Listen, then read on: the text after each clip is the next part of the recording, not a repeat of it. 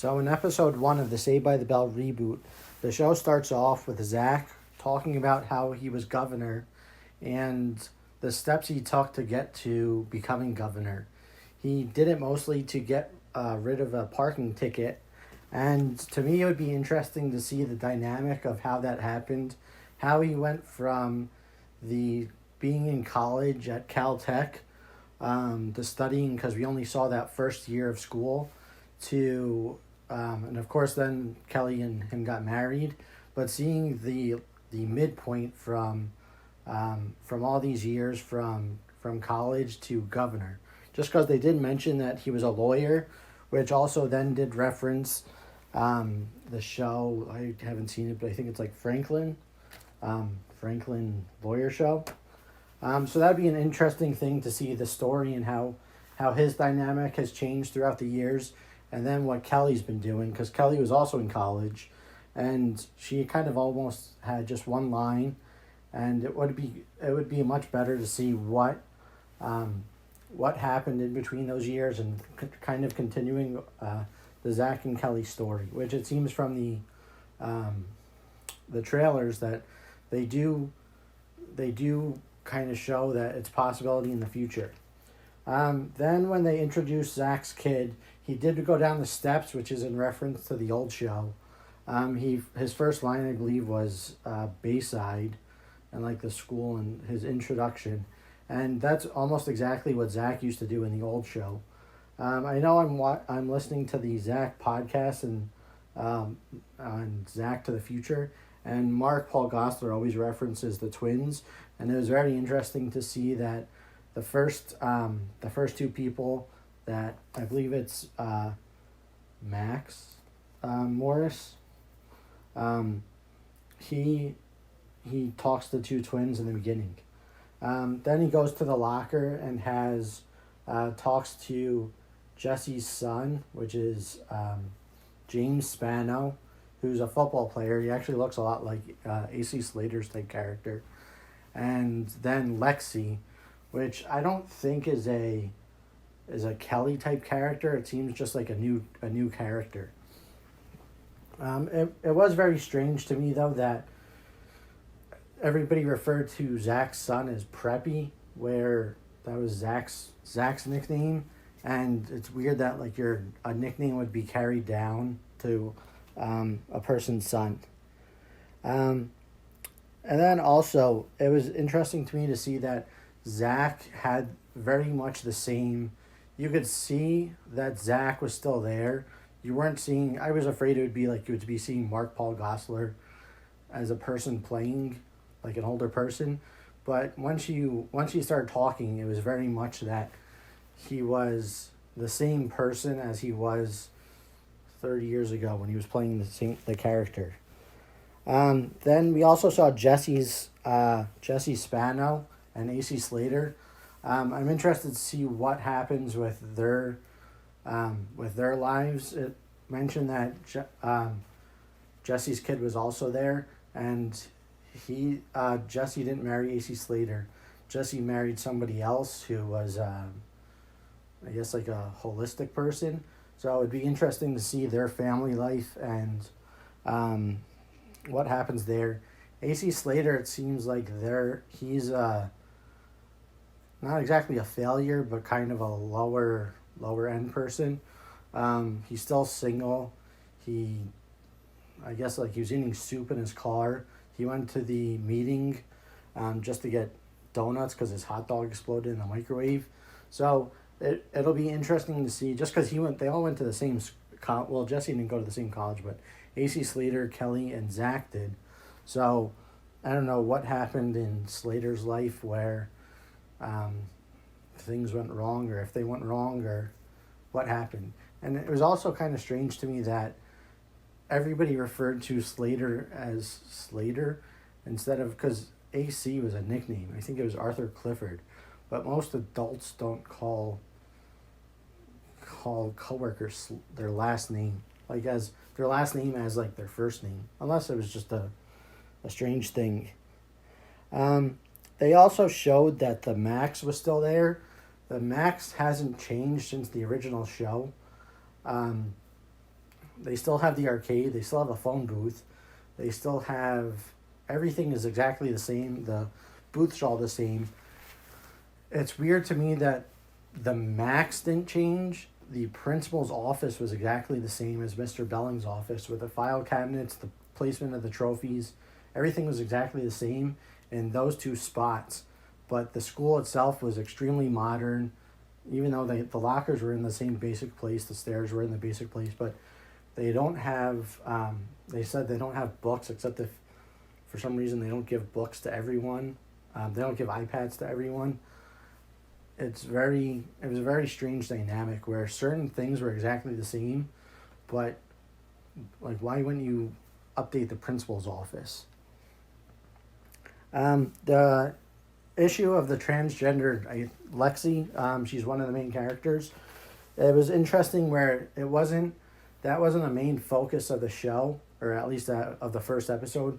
It was kind of just briefly mentioned where this person was transgender. She has a YouTube channel, and then featuring her friends. And it was good to see that, like, that's not a big deal of the show, or as of now.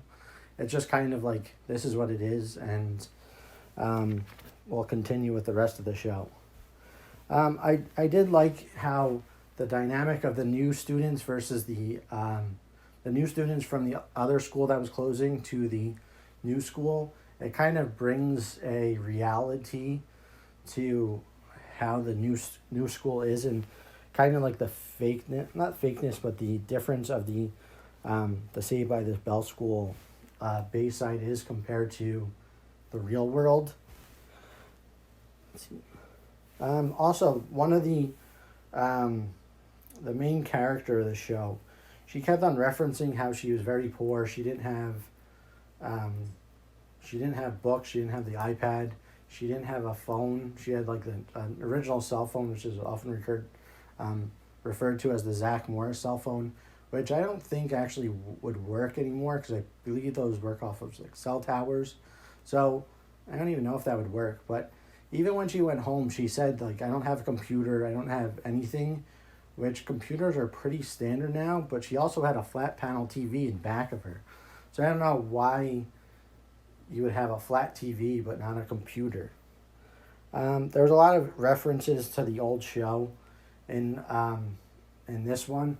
There was, I believe it was Max Morris, stated how the main character's problems could be solved with a dance at the Max, and that refers to the dance at the Max in the original episode with Casey Kasem. And I like how there's a lot of references to the old show, like AC Slater calling Jessie Mom or Dr. Mama. Also, going to Washington with the winning the presidency of the school, that was also in reference to Zach. I believe it was in the early episodes where he wanted to go to Washington, D.C., and he did run for president, and then he kept on going on and off. I believe he ran against Jesse, and the main prize was to go to Washington, D.C., so it was interesting to see that involved with it. There was also something with Devante, and when he was talking to Slater, he mentioned to him that something in reference to how Slater was Mexican, which I found kind of weird, because even Slater at one point in the original show didn't know he was Mexican. So how would he know right away of his heritage and all of that when it was kind of like they just met. I did like the ending. It kind of brought the entire show together. It made it feel much more like a Saved by the Bell episode. The beginning I thought was it was almost kind of like a forced parody of Saved by the Bell, and it kind of became like less and less throughout the show. I'm hopeful for the series and the future of the show. I'd like to see more references to the old shows, and I just hope that that both the Saved by the Bell original cast gets their storyline continued also. I'm a big fan of Girl Meets World, and in that show, the first season was kind of focused on the original or the main cast of Girl Meets World and didn't really follow the original cast.